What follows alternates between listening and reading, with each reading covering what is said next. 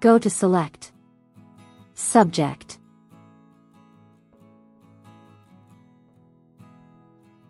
Press Ctrl+J to duplicate the subject in a new layer. Select the background layer and press Ctrl+J to duplicate it. Right-click on the copy and select Convert to Smart Object. Select the rectangular or elliptical marquee tool.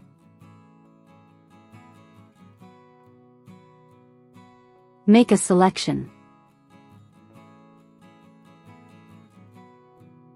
Go to Select, Transform Selection.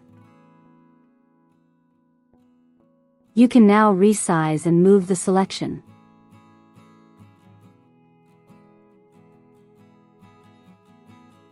Go to Select, Inverse.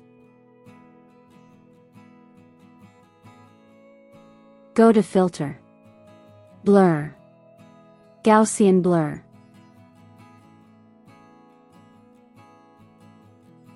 I use a radius of 150 pixels, but you can also use a different amount.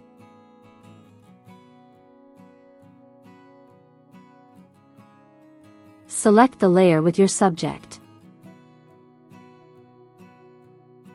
Add a layer mask. Select the brush tool. I use a hard round brush. Opacity, 100%. And make the foreground color black. Brush over the areas that you want to place inside of the shape.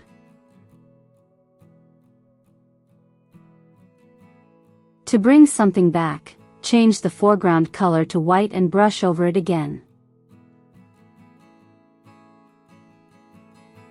And that's how you place a photo inside of a shape with a blurred background.